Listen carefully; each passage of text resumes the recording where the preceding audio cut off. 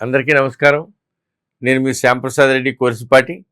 నారదా మీడియాకి స్వాగతం. కర్ణాటకలో ఉన్నటువంటి శివమొగ్గలో పరీక్ష రాయటానికి వెళ్ళినటువంటి ఇద్దరు బ్రాహ్మణ విద్యార్థుల యజ్ఞోపవీతాలని అంటే జంధ్యాలని అధికారులు లాగిపడేసిన సంఘటన వివాదానికి దారితీసింది. పియూసీ విద్యార్థులు ఇంజనీరింగ్ విద్యలో ప్రవేశం కోసం బుధవారం కామన్ ఎంట్రన్స్ టెస్ట్ రాయడానికి పరీక్షా కేంద్రానికి వెళ్ళినప్పుడు ఈ సంఘటన చోటు చేసుకుంది. ఆది చుంచనగిరి కళాశాల అధికారుల దాష్టికం పైన నిరసనలు వెల్లువెత్తాయి. బ్రాహ్మణుల సంస్కృతిలో జంధ్యానికి అమితమైనటువంటి ప్రాధాన్యం ఉంది. అది వారి ఆధ్యాత్మిక అస్తిత్వానికి, వారి ధార్మిక విలువలకి, విశ్వాసాల పట్ల నిబద్ధతకి గుర్తింపునిచ్చేటువంటి ఒక చిహ్నం.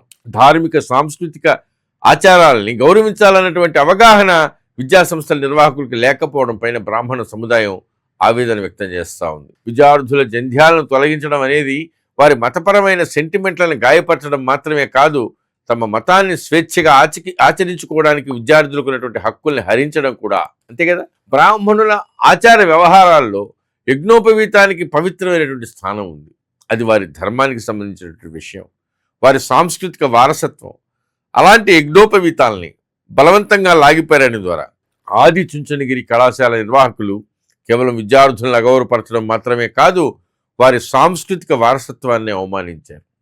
ఆ దుశ్చర్యని బ్రాహ్మణ వ్యతిరేక, హిందూ వ్యతిరేక చర్యగా పేర్కొంటూ అఖిల కర్ణాటక బ్రాహ్మణ మహాసభ, అలాగే శివమొగ్గలో ఉన్నటువంటి బ్రాహ్మణ సంఘాల సమాఖ్య తీవ్రంగా ఖండించాయి.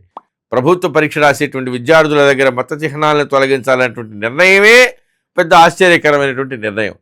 మతపరమైనటువంటి వైవిధ్యాన్ని గౌరవించడం తెలియనటువంటిది చేతకానితనమో లేకపోతే ఉద్దేశపూర్వకంగా అవమానించడమో జరిగింది. విద్యార్థులకు సమైక్యత, సుహృద్భావాలను నేర్పాల్సినటువంటి విద్యా సంస్థలే ఇలాంటి చర్యలకు పాల్పడడం ఖచ్చితంగా వివక్ష చూపడం. అంతేకాదు విద్యార్థుల నైతిక స్థైర్యాన్ని దెబ్బతీయడం కూడా. శివమొగ్గలోనే కాదు, అలాంటి సంఘటనే ఆ ప్రవేశ పరీక్ష రోజే బీదర్లో కూడా జరిగింది. అక్కడ సాయి స్ఫూర్తి ఎగ్జామ్ సెంటర్లో ఒక బ్రాహ్మణ విద్యార్థి జంధ్యాన్ని బలవంతంగా తొలగించేటువంటి సమయంలో పరీక్ష వాతావరణాన్ని చెడగొట్టారు అధికారులు. అంతేకాదు ఆ విద్యార్థికి భవిష్యత్తే లేకుండా చేస్తూ ఉంటూ బెదిరించారు కూడా. గణిత పరీక్ష రాయడానికి వెళ్ళినటువంటి విద్యార్థిని ఈ అనుకోని పరిణామం మానసికంగా కుంగదీసింది. ఈ వివక్ష వల్ల విద్యార్థి మానసికంగా కుంగిపోయాడు. ఇది కేవలం చెదురుమదురు సంఘటన కాదు, విద్యా సంస్థల్లో విద్యార్థుల విశ్వాసాల్లో వైవిధ్యాన్ని గుర్తించడానికి ఒప్పుకునేటువంటి పద్ధతి క్రమంగా పెరిగిపోతూ ఉంది. యూనిఫార్మిటీ పేరిట విద్యార్థుల ఆత్మగౌరవాన్ని దెబ్బతీస్తూ, వారి మానసిక పరిస్థితిని గాయపరుస్తూ, ప్రవేశ పరీక్షలో వాళ్ళు ఏకాగ్రతతో రాయలేకుండా చేస్తూ హిందూ సమాజాన్ని లక్ష్యం చేసుకున్నటువంటి విధానం చాలా ప్రమాదకరమైంది. ఇంకా విచిత్రం ఏంటంటే విద్యార్థుల ఒంటిపైన మత చిహ్నాలు ఉండకూడదన్న నియమం అదే ప్రవేశ పరీక్షలో మొదట లేదు, తర్వాత అకస్మాత్తుగా పుట్టుకొచ్చింది. ఆ కొద్ది గంటల్లో ఏం జరిగిందన్నది తెలియాల్సి ఉంది. అంతకుముందు పరీక్షకి జంధ్యంతో ఉన్నప్పటికీ విద్యార్థుల్ని అలౌ చేశారు.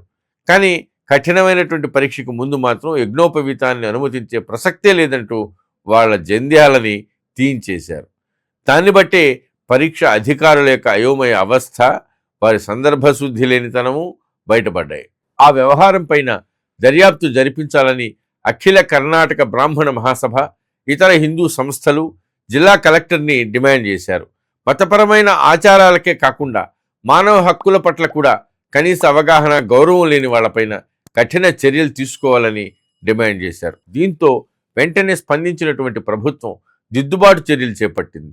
విద్యాశాఖ మంత్రి మధు బంగారప్ప సూచనల మేరకు ఇద్దరు హోంగార్డుల్ని సస్పెండ్ చేస్తూ శివమొగ్గ పోలీసులు ఆదేశాలు జారీ చేశారు. విద్యార్థులు చేసినటువంటి ఆరోపణలపైన దర్యాప్తు చేయాల్సి ఉందని జిల్లా పోలీసులు వెల్లడించారు. పూర్తి స్థాయి విచారణ జరుగుతోందన్నారు. ఈ వ్యవహారానికి సంబంధించి సెట్ నిర్వహణ విభాగానికి నివేదికను అందించినట్లుగా సమాచారం. విద్యార్థుల జంధ్యం తొలగించినటువంటి ఘటనని కేంద్ర మంత్రి ప్రహ్లాద్ జోషి ఖండించారు. రాష్ట్రంలో నకిలీ సెక్యులర్ ప్రభుత్వం నడుస్తూ ఉందని ఆయన మండిపడ్డారు. సంబంధిత అధికార యంత్రాంగం విచారం వ్యక్తం చేసినప్పటికీ పరీక్ష రాయని విద్యార్థులకి పరిష్కారం చూపాలన్నారు. ఇది కాంగ్రెస్ అధికారంలో ఉన్నటువంటి కర్ణాటకలో హిందువుల పరిస్థితి. ముందు ముందు ఏం జరుగుతుందో చూద్దాం. భారత్ మాతాకి జై.